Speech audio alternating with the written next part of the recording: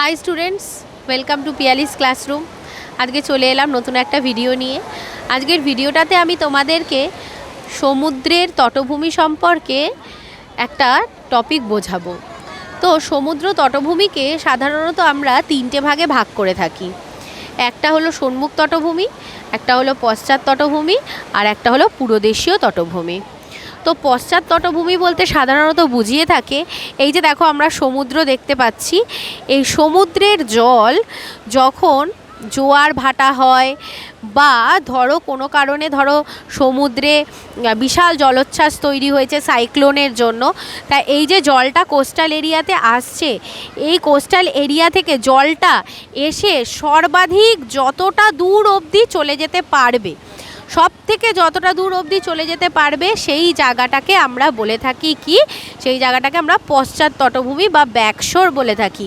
এই পশ্চাৎ তটভূমির যে অঞ্চলটা, এই অঞ্চলটা কিন্তু সব সময় জলোচ্ছ্বাস হয় না, সাধারণত যখন হেভি স্টর্ম হয় সেই সময়টায় হয়ে থাকে, এবং এই এরিয়াটাকে সব সময় প্রোটেক্ট করে রাখা হয়, কারণ এখানে কি হয়, অনেক বসতি রয়েছে, অনেক বিল্ডিংস রয়েছে, যে কারণে এই জায়গাটাকে সবসময় একটা প্রোটেক্ট করে রাখা হয় যাতে জলোচ্ছ্বাস এই অঞ্চলটাকে খুব একটা বেশি ক্ষয়ক্ষতি করতে না পারে। ঠিক আছে, তাহলে পশ্চাৎ তটভূমি অঞ্চলটাতে কিন্তু সবসময় জলোচ্ছ্বাস পৌঁছায় না।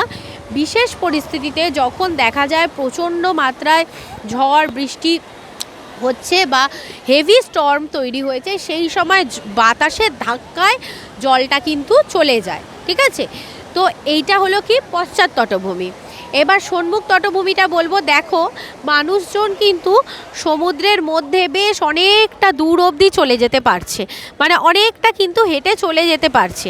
এই যতটা অবধি হেঁটে চলে যেতে পারছে, যেখানে জল রয়েছে কিন্তু জলের কি রয়েছে, সোয়াশ অ্যান্ড ব্যাকওয়াশের এফেক্টটা রয়েছে, কিন্তু তাও সেই অংশটা কি রয়েছে, সমুদ্রের বালি দ্বারা সেখানে সামুদ্রিক সঞ্চয় ঘটেছে, সেটাকে আমরা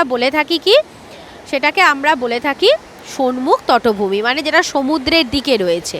এবার একটা জিনিস দেখো তোমরা, এই যে সমুদ্রের জলটা আসছে আবার চলে যাচ্ছে, মানে যেই জায়গাটা, এই যে বিস্তীর্ণ বালির এই যে এলাকাটার মধ্যে কিন্তু ক্রমাগত সমুদ্রের জল বাড়ে আবার কমে, মানে এই জায়গাটাতে কিন্তু আমরা কি দেখতে পাই, যে সমুদ্রের জলের ক্রমাগত কিন্তু একটা আসা যাওয়া কিন্তু লেগে থাকে। ঠিক আছে, তো এই যে এই অঞ্চলটাকে আমরা বলে থাকি কি পুরোদেশীয় তটভূমি। মানে দেখা যাচ্ছে যে সম্মুখ তটভূমি এবং পশ্চাৎ তটভূমি, দুটো তটভূমির মাঝের যে অংশটা আমি দেখালাম, এই যে বালির যে অংশটা, এই অংশটাকে আমরা বলে থাকি পুরোদেশীয় তটভূমি।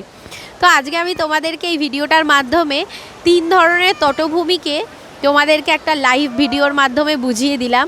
যদি ভিডিওটা তোমাদের ভালো লেগে থাকে তাহলে অবশ্যই লাইক করো, চ্যানেলটাকে সাবস্ক্রাইব করে রেখো এবং বেল নোটিফিকেশানটাকে অন রেখো পরবর্তী ভিডিওটা পাওয়ার জন্য। আজকে এখানেই শেষ করছি, টাটা।